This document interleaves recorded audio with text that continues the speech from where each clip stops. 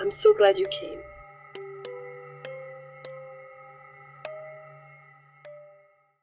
Chapter 22. In the Torture Chamber. The Persian's narrative continued. We were in the middle of a little six-cornered room, the sides of which were covered with mirrors from top to bottom. In the corners, we could clearly see the joins and the glasses, the segments intended to turn on their gear. Yes, I recognized them, and I recognized the iron tree in the corner. At the bottom of one of those segments, the iron tree, with its iron branch, for the hanged men. I seized my companion's arm. The Vicomte de Chanay was all a-quiver, eager to shout to his betrothed that he was bringing her help. I feared that he would not be able to contain himself. Suddenly we heard a noise on our left. It sounded at first like a door opening and shutting in the next room, and then there was a dull moan. I clutched Monsieur de Chanay's arm more firmly still, and then we distinctly heard these words. You must make your choice. The wedding mass or the requiem mass? I recognized the voice of the monster. There was another moan, followed by a long silence. I was persuaded by now that the monster was unaware of our presence in his house, for otherwise he would certainly have managed not to let us hear him. He would only have had to close the little invisible window through which the torture lovers took down into the torture chamber. Besides, I was certain that, if he had known of our presence, the tortures would have began at once. The important thing was not to let him know, and I dreaded nothing so much as the impulsiveness of the Vicomte de Chanay, who wanted to rush through the walls to Christine Day, whose moans we continued to hear at interval. The requiem mass is not at all gay, Eric's voice resumed, whereas the wedding mass, you can take my word for it, is magnificent.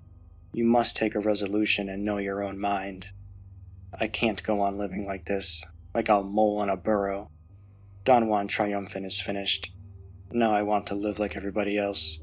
I want to have a wife like everybody else, to take her out on Sundays. I've invented a mask that makes me look like anybody. People will not even turn around in the streets. You will be the happiest of women, and we will sing, all by ourselves, till we swoon away with delight. You are crying. You are afraid of me. And yet I am not really wicked. Love me, and you shall see. All I wanted was to be loved for myself. If you loved me, I should be as gentle as a lamb, and you could do anything with me that you pleased.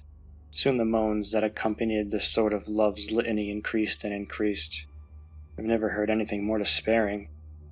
And Monsieur de Chanay and I recognized that this terrible lamentation came from Eric himself. Christine seemed to be standing dumb with horror, without the strength to cry out, while the monster was on his knees begging before her. 3 times over, Eric fiercely bewailed his fate. You don't love me. You don't love me. You don't love me. And then more gently, why do you cry? You know it gives me pain to see you cry. A silence. Each silence gave us fresh hope, we said to ourselves. Perhaps he has left Christine behind the wall, and we thought only of the possibility of warning Christine Day of our presence, unknown to the monster. We were unable to leave the torture chamber now, unless Christine opened the door to us, and it was only on this condition that we could hope to help her, for we did not even know where the door might be. Suddenly the silence in the room was disturbed by the ringing of an electric bell. There was a bound on the other side of the wall, and Eric's voice of thunder. Somebody's ringing! Walk in, please! A sinister chuckle. Who has come bothering me now? Wait for me here. I am going to tell the siren to open the door. Steps moved away. A door closed. I had no time to think of the fresh horror that was preparing. I forgot that the monster was only going out perhaps to perpetrate a fresh crime. I understood but one thing. Christine was alone behind the wall. The Vicomte de Chanay was already calling to her. Christine, Christine! As we could hear what was said in the next room, there was no reason why my companion should not be heard in his turn. Nevertheless, the Vicomte had to repeat his cry time after time. At last, a faint voice reached us. I am dreaming, it said. Christine, Christine, it is I, Raoul. A silence. But answer me, Christine. In heaven's name, if you're alone, answer me. Then Christine's voice whispered Raoul's name. Yes, yes. It is I. It is not a dream. Christine, trust me. We are here to save you. But be prudent. When you hear the monster, warn us." Then Christine gave way to fear. She trembled lest Eric should discover where Raoul was hidden.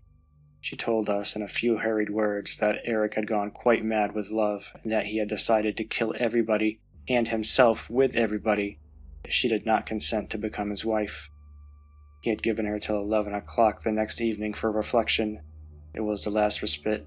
She must choose, as he said, between the wedding mass and the requiem, and Eric had then uttered a phrase which Christine did not understand. "Yes or no?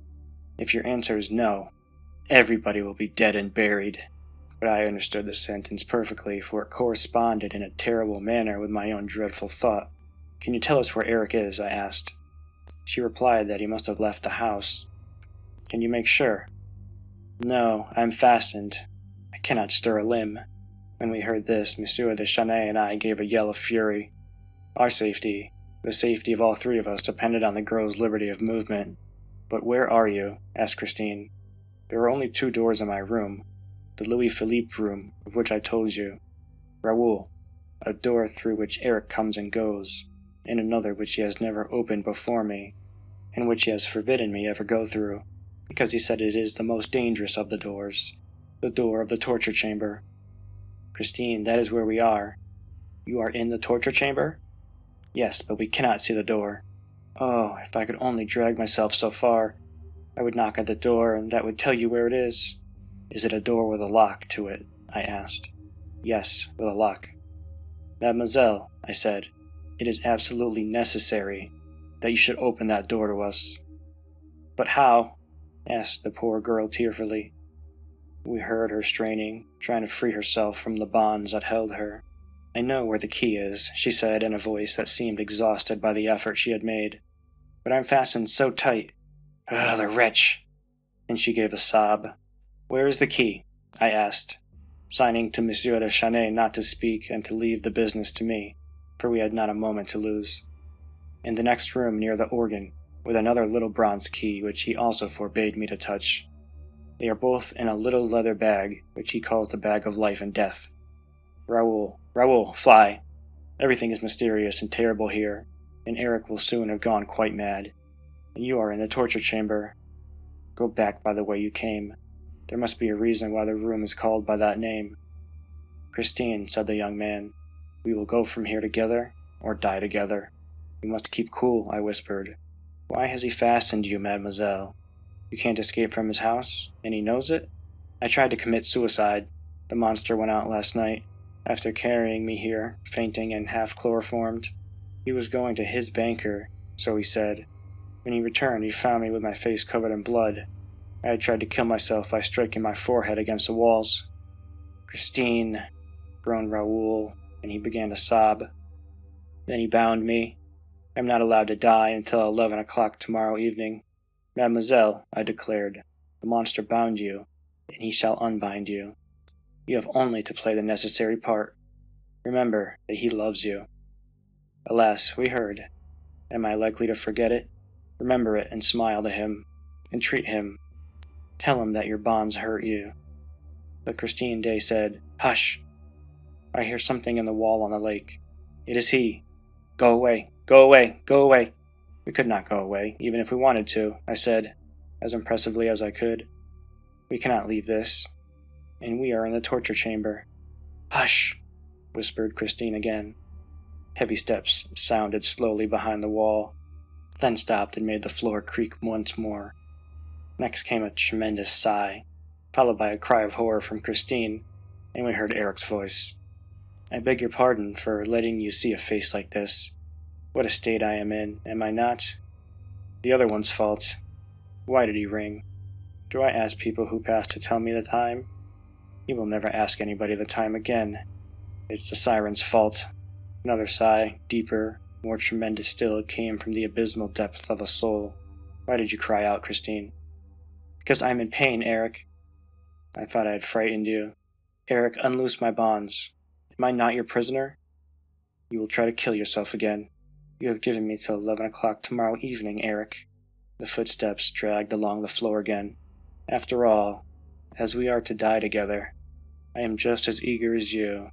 Yes, I've had enough of this life, you know. Wait, don't move. I will release you. You have only one word to say. No. And it will once be over. With everybody. You are right, you're right. Why wait till 11 o'clock tomorrow evening? True. It would have been grander, finer. But that is childish nonsense.